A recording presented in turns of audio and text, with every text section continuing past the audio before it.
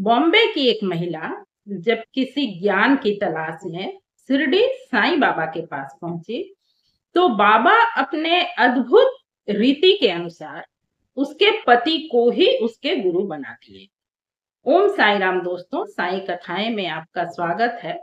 आइए बाबा की अद्भुत क्रियाकलाप, उनकी अद्भुत रीति की एक, एक बहुत ही सुंदर स्टोरी सुनते हैं।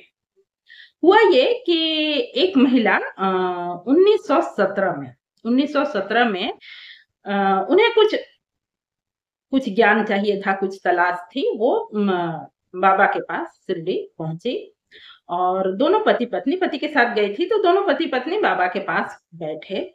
जैसे ही वो बाबा के पास बैठी, तो बाबा ने उसके पति से नहीं पर उस महिला से कहा कि माई, तुम्हारे मन में जो भी विचार है, जो भी तुम बताना चाहती, बोलना मांगना चाहती हो, वो बेशक मांगो। तो महिला कुछ देर चुप रही। उसके बाद उसने कहा, बाबा मुझे कुछ नहीं चाहिए, मैं किसी वस्तु, किसी संपत्ति के लिए आपसे आग्रह नहीं कर रही हूँ। बस मुझे इस जीवन मृत्यु के चक्र से छुटकारा चाहिए, यानी मुझे मुक्ति चाहिए। इस पर बाबा ने कहा, बस इतनी सी बात, यानी कि तुम मरने के लिए यहाँ आई हो, मरने को तैयार हो। ये सुनकर महिला को थोड़ा अजीब लगा और उसने कहा कि बाबा आप ये क्या कह रहे हैं।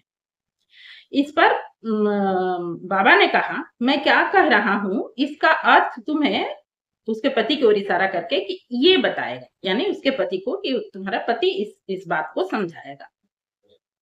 इस बात से महिला कुछ समझ नहीं पाई और कुछ देर के बाद वो लोग जहाँ ठहरे हुए थे, जहाँ बाबा द्वारका माई में तो लोग मिलने जाते थे, पर ठहरने का तो था साठेवाड़ा या दीक्षित, तो उस वक्त तक तो दीक्षितवाड़ा भी बन गया होगा। तो वहां वो अपना, जहां वो लोग रुके थे वहां चले आए।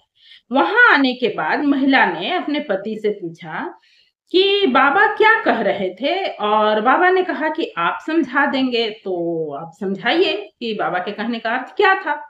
उस पर उसके पति ने कहा कि देखो, बाबा की बातें बहुत ही गहरे अर्थ लिए होती है, बहुत ही रहस्यमय होती है। तो मैं पूरी तरह से तो नहीं समझ सका हूँ, पर जो मैं समझ सका हूँ वो मैं तुम्हें बताता हूँ। बाबा के कहने का अर्थ यही था कि जीव ही शिव है। क्या इस बात को तुम मानती हो? उसने कहा कि ये इसका क्या अर्थ हुआ? तो उसके पति ने कहा कि क्या तुम इस बात को मानती हो कि तुम ही शिव हो? उसने कहा, ये कैसी बहकी बहकी बातें कर रहे हैं, ये भी कहीं संभव हो सकता है? मैं एक तुच्छ प्राणी, पता नहीं मैंने आज तक कितने पाप किए होंगे, कितनी भूलें मुझसे हुई होंगी, और मैं शिव कैसे हो सकती हूँ? इस पर उसके पति ने कहा कि देखो, इस बात को समझने के लिए हमें शास्त्रों का सहारा लेना चाहिए। शास्त्रों में भी यही लिखा है कि हर जीवात्मा उसी परमात्मा का अंश है।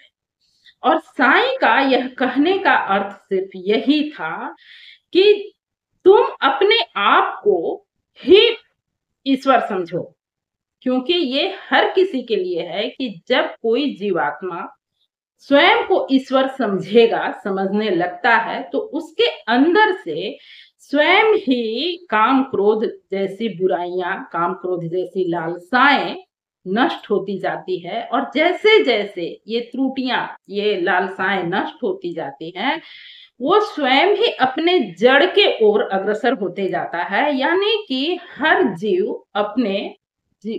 जीवात्मा परमात्मा के ओर अग्रसर होता है, और यही तो मोक्ष है।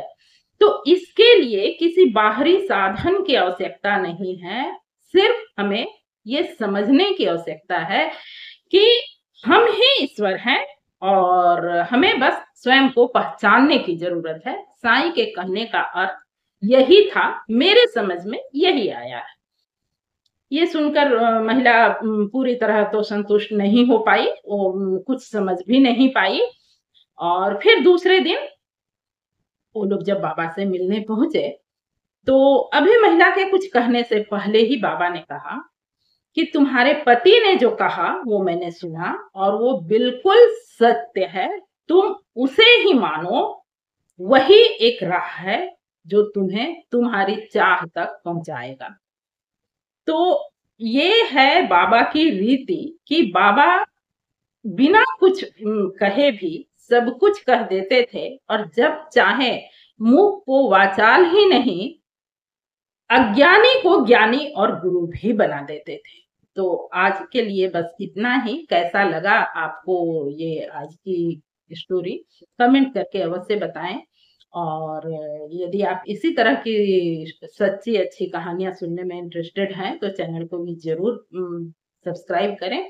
मिलते हूँ फिर से किसी इसी तरह की अच्छी सच्ची और जानकारी पूर्ण वीडियो के साथ। तब तक के लिए ओम साई राम, नमस्कार।